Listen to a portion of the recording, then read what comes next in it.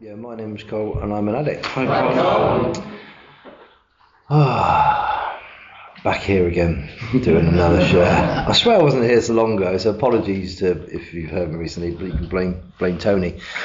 So I'm an addict, and so I go to another meeting on a Tuesday. It's a different A. I've got different isms, and there's a guy there that he introduced himself. He goes, "My name is blah blah, and I'm an alcoholic, and I haven't had a drink today," and that's how he always starts his share every time. And you know, and I haven't had a drug today. You know, I even wanted to take a drug today, even though I've got some stuff going on.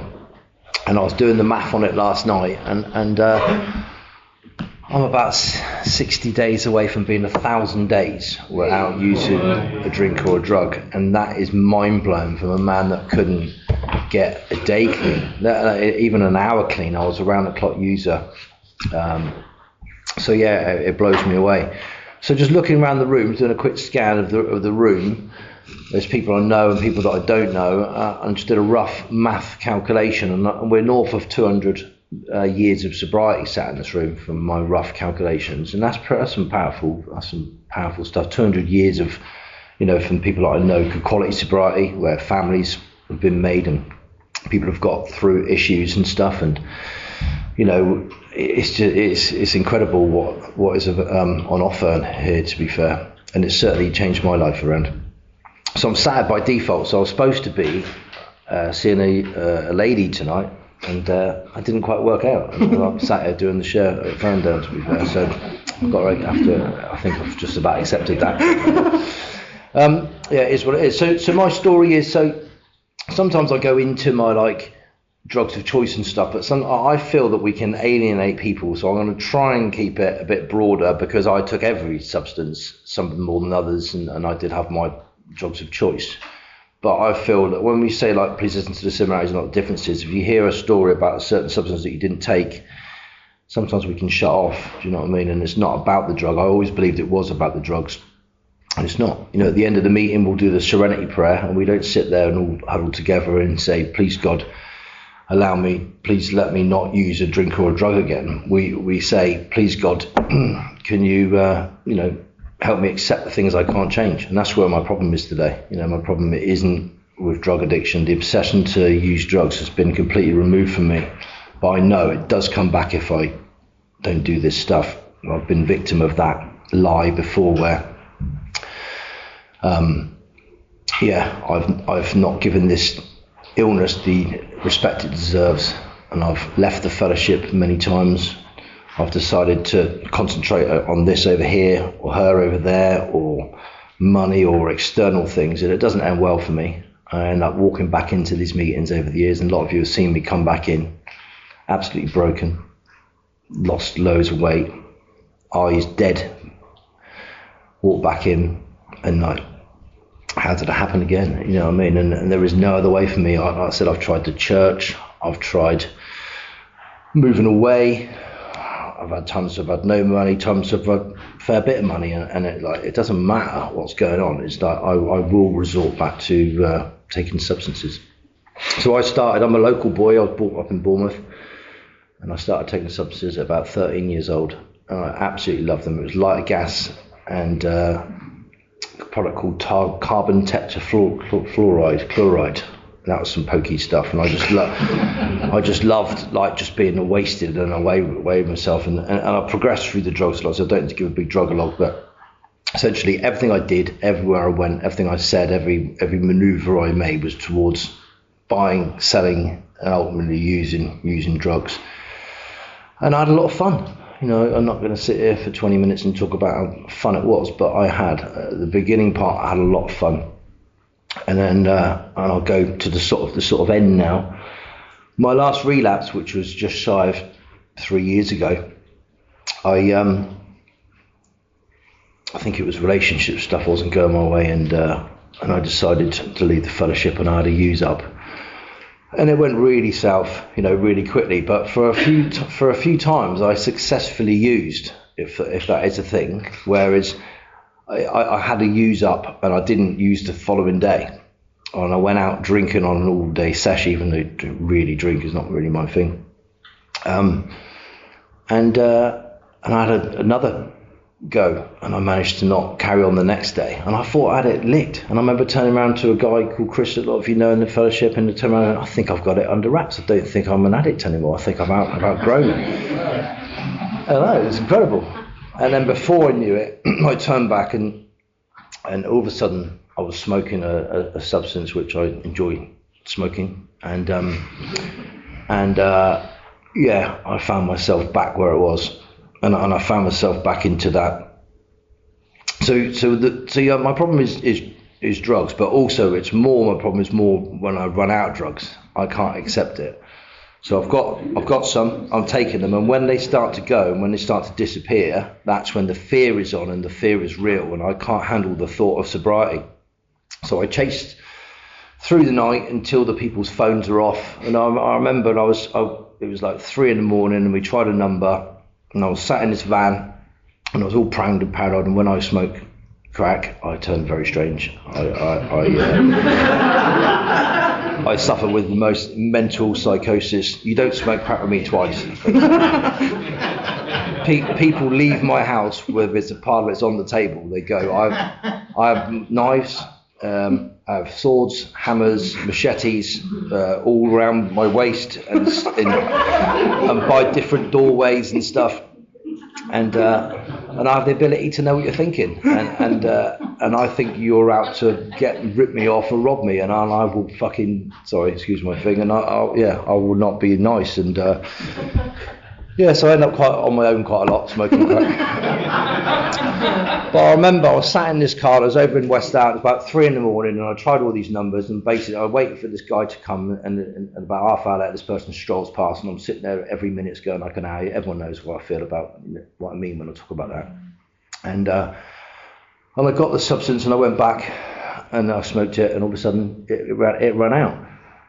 And there's that, I was lying in bed when the money's out or whatever, there's no phone on, and I'm lying there, and all that feelings of guilt and shame just start coming to the surface. All that, you've done it again. You've really messed it up this time. All that, I've got to be here tomorrow at a certain time, and she's expecting me to be here, they're expecting me to be there. You're a loser.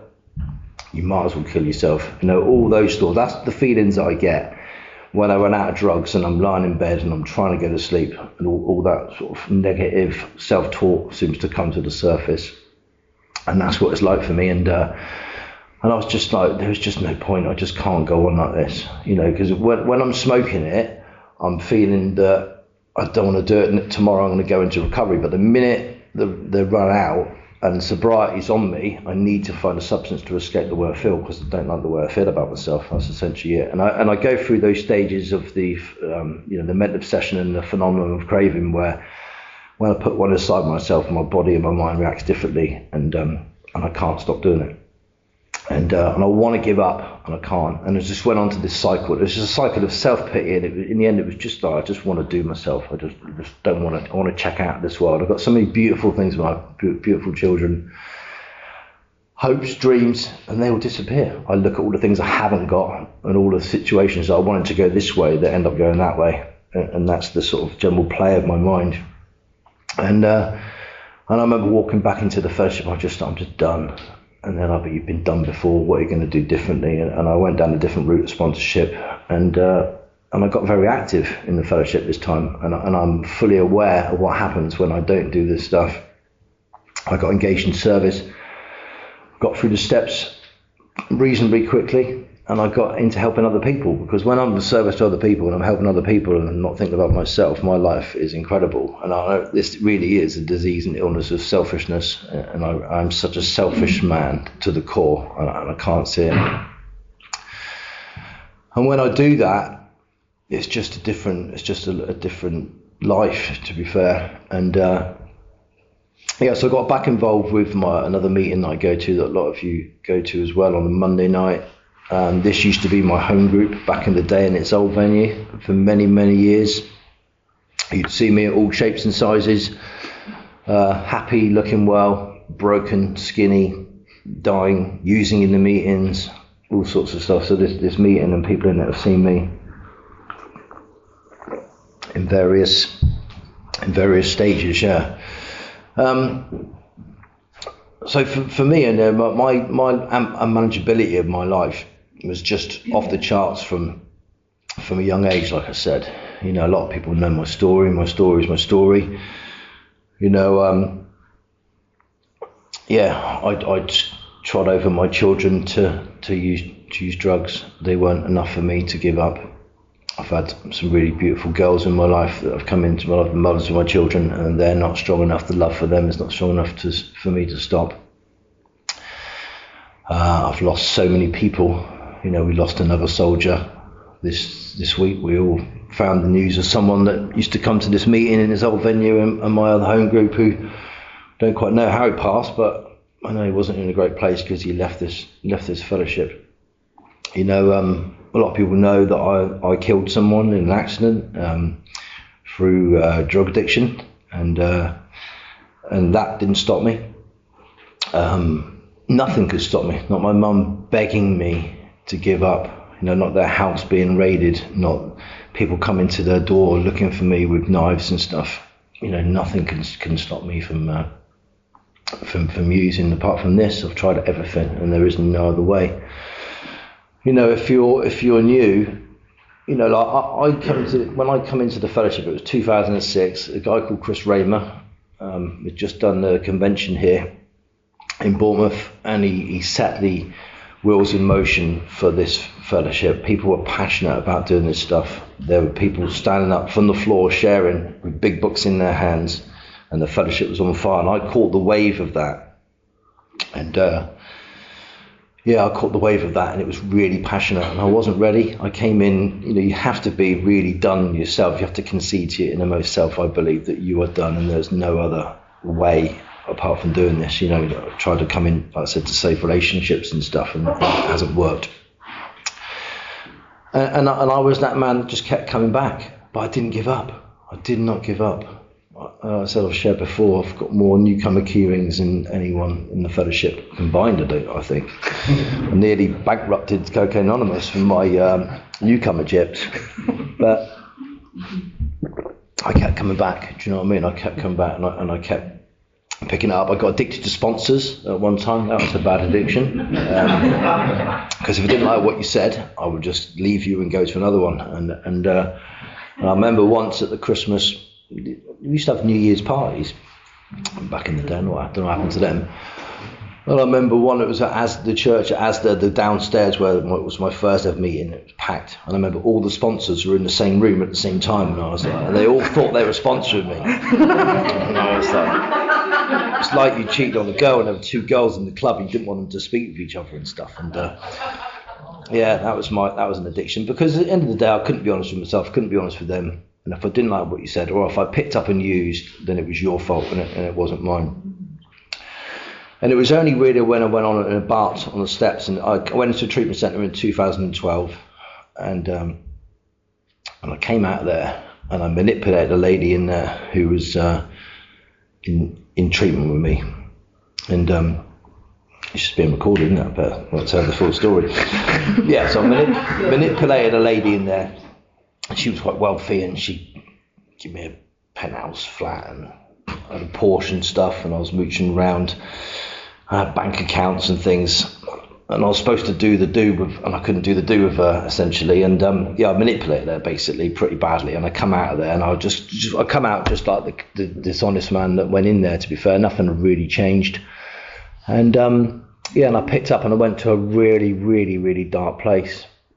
Really dark. And then I walked into my home group now in 2013 on a Monday night, because I had nowhere to go. I didn't want to go to that meeting because I heard it was regimental. It was like full on. You couldn't get away with anything. You couldn't stand up in there. If you needed to go to the toilet, you were going to get called out by the secretary. They had strict ways, but I needed to be told how to behave, because I was just running on my own will, and I did exactly what I wanted to do when I wanted to do it, and that was a big part of the problem for me. And I walked into that meeting, and a lot of the people wrapped themselves around me, and I got a sponsor that night, and I embarked on a journey. And it was for the first time, even though I've been around the fellowship for around 7 years prior to that I actually worked steps, and I worked from steps through from 1 to 12, And I had a massive revelation when it come to my step 4. You know, I think if you're new in the fellowship and you're just starting to embark on this journey, the step 4 is such a freeing thing, where you find out that you are the creator of all your misery and pain, that you are the common denominator and all the shit that went south in your life that you're blaming the world for. You realise that you played a massive part in it. And when I got the list read out to me, I felt really low, and I was really quite depressed about what I'd heard about myself. But I needed to find that out. And then when I went on my amends, that was probably even more freeing for me than the step 4 and step 5. You know, when I went to right my wrongs, and there's nothing better than when an amends goes well. But there's nothing I need more is when the amends goes badly, you know, and I've had my arse handed to me verbally by people across this town that I've upset for one way or another, or destroyed for one way or another. And when they really told me about myself, it really hit home. And I realised that underneath the man taking the drink and the drugs was a person that was causing harm and breaking hearts and devastating people with the way I conducted myself in my affairs, and I needed to change that.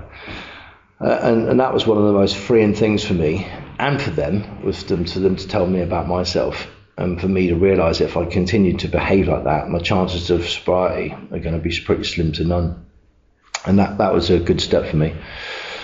And I mean, and the higher power, I've got to speak about the higher power, do you know what I mean? I mean, my relationship with God has changed, evolved. It's sometimes been one thing and sometimes it's been another, but I know there's someone out there. I know for a fact.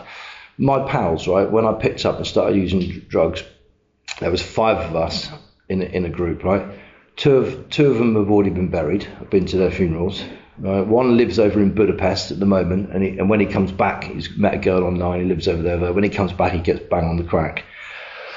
My other friend, he's not even 49 years old, and through using, he's got a battery heart, and he continued to use through it, and his heart's bled, and the valves leaked, and he's got 2 young children. He's 49 years old, and they turned around to him last week and said, "You're going to be dead within a year." They broke it. They went to Oxford to this mass operation. They broke the valve, and they've already given two operations for him, and they're not prepared to do it for a 3rd time. So he's going to be gone potentially before he's 50 years old. And I'm the only one out of our group who's got who's clean, who's sober, who's relatively happy most of the time. And I think, sometimes I think, is there a God? Sometimes my default setting is a lack of faith. And I look at that and I think, wow, I'm blessed. I sit there and bitch and moan about the things that don't go my way. I was chatting to Al about it earlier on. And you think about the bigger picture. A power passed this week. My old best friend, using buddy, is dead. He brought me into the fellowship.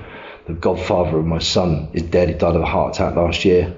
And my old friend who was with me in the car when I killed that old lady, he's going to be dead before he's 50. Do you know what I mean? It's like, wow. It's like, it's heavy gear, and I know what I suffer with. I know how to treat it, and it's being in the centre of this fellowship, and it's giving back, and it's being of service, and it's helping other people. I listen to shares most nights before I go to bed, and I listened to some incredible shares, some of the world's best speakers from different ages, and there was this original manuscript he read out the other day, and it said, when you get well, essentially it was step 12, and it either used to say, or I think I got the wording right, and then it said, you have to square your debt. Once you've got clean and sober, you have to square your debt, and that's what I tried to do. I tried to carry the message. I tried to help other people. I've got sponsees, and when I'm with a sponsee, and when I close the book or when I leave my house, I get this feeling of just like, I've just got out myself, helped someone else, and it's the most freeing thing you can do. So if you're new, I encourage you to embark on this journey.